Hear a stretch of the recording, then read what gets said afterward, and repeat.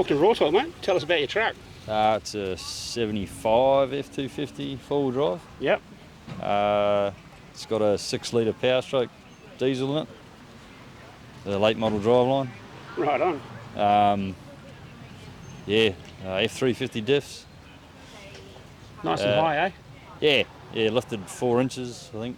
And 37s and about 15 years of work, I think.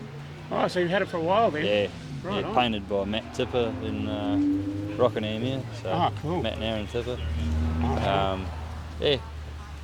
Nice. Else, mate, aircon, power steer, all the good stuff. Oh, excellent. Yes, it looks nice and shiny and new, doesn't it? Yeah, You've done a really good job on the paint. There's nothing. I think the dash is the only thing original left on it, and the chassis rails. Right on. Yeah. Beautiful. All right, thanks a lot for that, mate. No worries.